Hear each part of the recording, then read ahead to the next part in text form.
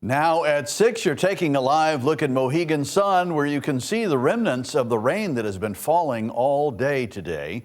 See it right there on the lens, as a matter of fact. Thanks for joining us tonight. I'm Brent Harden. And I'm Annette Montgomery. With the rain, of course, comes a flash flood watch. So let's get right over to meteorologist Sam Sampiri with the latest. Sam, with an update.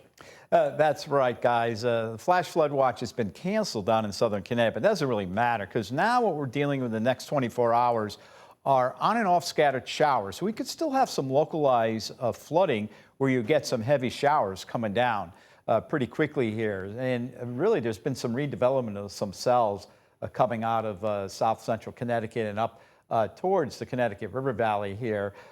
Some flooding reported earlier down across southwestern Connecticut, but they really got pummeled yesterday and last night. And meanwhile, up in the airport there, it had some flooding rains earlier that prompted the Weather Service to flash flood warn the Hartford County area. Meanwhile, we're in a dry slot, and then wherever we get the sun, we destabilize the atmosphere. That's when I put the visible satellite, and you see these big bellowing clouds creating some more scattered showers. This is just a little view on the low pressure just spinning. A little bit unusual around here this time of year. Usually you get this obviously in the spring, fall, or winter, not very much in the summer. Meanwhile, temperatures are in the 60s and 70s. They're all over the place because sun, other places getting rain, and the same with wind direction. As low as moved right over Connecticut. Dew points up there. They'll start to come down.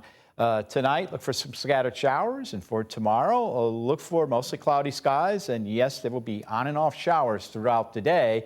With high temperatures reaching the 70s. It'll be a cooler northeast wind. Coming up, I'll detail the rest of the week. Now, I'll let you know the all-important first weekend in August forecast already, guys. Thank you, Sam. And out in western Connecticut, neighbors there got plenty of rain today and then some. Yeah, you're about to see for yourself in just a second here. Fox 61's Solene Arif is live in Norfolk right now. Solene, when's the last time it wasn't raining out there? Hey there. Hi, guys. Good evening. Well, let me tell you, it is not only not raining right now, it is beautiful and sunny. It's hard to believe this is the same day in the same town in Connecticut, but I guess that's Connecticut weather for you. It was a little bit drizzling about maybe half an hour ago, but I promise you it was raining for hours and hours earlier in the day. You can tell just by taking a look at this puddle I'm standing in, which I do have to say the puddle keeps shrinking, which is a good thing, but it was pouring for hours, like I said. And when I was talking to folks around town, they told me that, of course, they were not wishing for this forecast, this summer, but despite that, a lot of folks were still making the most out of the day just because they were so cooped up inside from a very long winter this year. Today we had many plans to go swimming and all sorts of stuff like that. We were considering a hike. We hadn't thoroughly planned that out, but yeah, the weather didn't agree with us, so we thought we'd come into town, check out a bookstore. Alexander Nathanson and Itamar Evan are visiting from New York City, and we're hoping for a drier forecast on day one of their trip. Right now, it's not that bad. The rain was a little bit on and off. But like many others in town, they got caught in the rain instead. We didn't want to turn back, and so now we're here and we're on the hunt for maybe some trails that aren't as rained out and muddy as others might be, because my feet are already soaked. Other folks we talked to say the rain's been a nice change from their usual dry heat July normally brings, especially after some heat waves in the beginning of the season. And while the weather changed some plans around for folks in town, this group says they're just grateful to be in Connecticut no matter what the forecast brings. We love being in nature. I mean, in New York, you're surrounded by a lot of concrete, so it's nice when you're not surrounded by concrete all the time. Now, even though it has stopped raining, there still might be some rainwater left on the roads, so just make sure you take it nice and slow, especially around corners when you are driving around town. Live in Norfolk, Solene Arif, Fox 61. Thank you so much, Celine. And areas in the west along the Naugatuck River Valley were hit earlier in the day, and some of the effects from that storm still linger. Fox 61's Jamel Johnson is live in Naugatuck in a neighborhood that's been without power since early this morning. Jamel.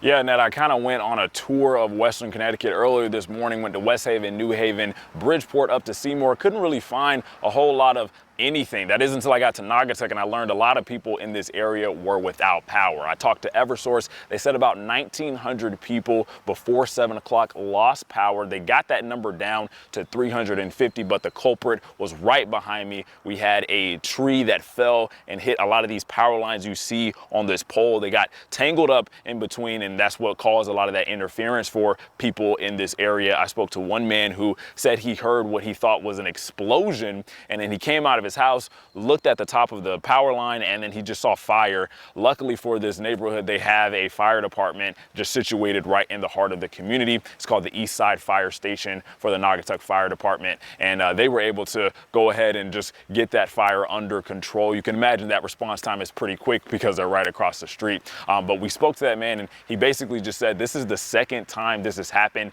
in the past month, and it's been the exact same pole. So he kind of expressed some concerns about maybe getting this pole some better wiring, or maybe Eversource can come in and do something that will benefit this area so that they don't lose power as much. But hopefully power will be restored within the next several hours. We'll keep you posted, and we'll also have that neighbor's reaction at 6:30. For now in Naugatuck, Jamel Johnson, Fox 61.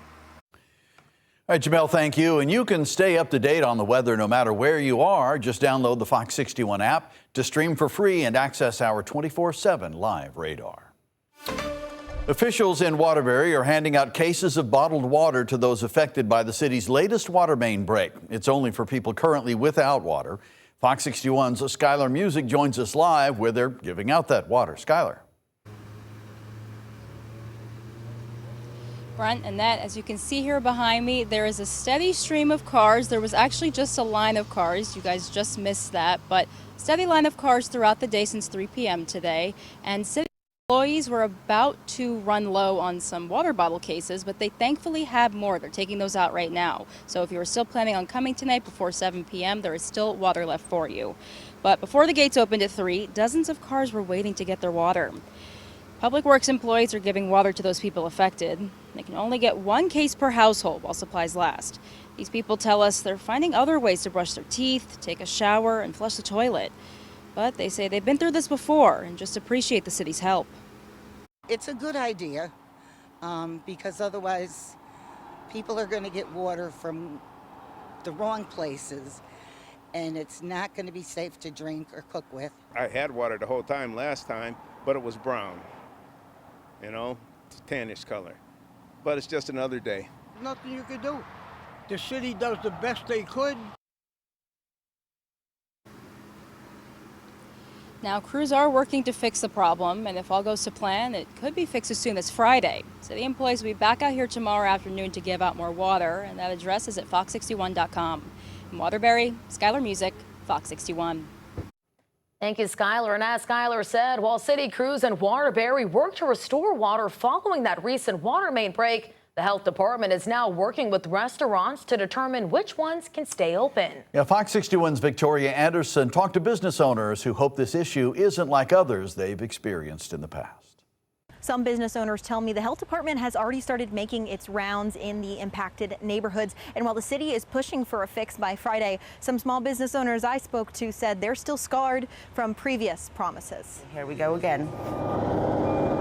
It's deja vu back to December for thousands in Waterbury as the city rushes to fix yet another water main break and the health department races to warn restaurants against water use. They did warn us that tonight they're going to do the fixing, and it might impact for tomorrow's opening. Elena Talamelli owns Common Grounds Bistro. She said health inspectors cleared her to open, but warned her that could change as construction continues. It's important not just for our customers, for my safety, for my employee safety, you know, safety for everybody. Does it impact business? Yes, but safety comes first. Talamelli told us during December's water main break, her shop lost thousands of dollars when it was forced to close for 10 days. And she's not the only one with water main trauma. I think it's out of the warehouse. Dave Miller owns Della Vines, a gourmet food and gift shop just a block outside the impacted zone. But in 2010, he didn't have the same luck when a water main break flooded his building. Why do you keep these pictures out of case? Oh, just as a reminder of survival. Just the words water main break are enough to trigger tragic memories for the store, but employees like Tressa Montesi say it's now just a part of life. I feel like it's common practice now throughout the months, so now we just prepare to get ready for the next water break. The city says all businesses and homes that will be affected will be notified through the Alert Waterbury system, and they will be told if they need to be put on a boil water advisory. In Waterbury, Victoria Anderson, Fox 61.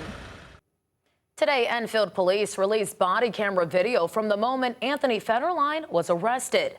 Federline is the stepfather of 12-year-old Eve Rogers, the young girl who was found dead in her bedroom back in March. Federline was arrested a month later at his home after accusations he sexually assaulted the 12-year-old. But he has not been charged in her death. Toxicology reports determine Rogers died after ingesting a deadly amount of over-the-counter allergy and cold medication. This all comes as the mother of Eve Rogers has now filed for divorce from Federline. Kimberly Sullivan, the stepmother charged in the Waterbury captivity case, declined the state's offer to plead guilty today. She's accused of keeping her stepson in captivity for 20 years. She has pleaded not guilty to charges of kidnapping, assault, unlawful restraint, and cruelty. The state offered a sentence of 30 years in prison, suspended after 10 years with 5 years of probation, but Sullivan's attorney declined the offer. Sullivan's next court date is set for September 4th.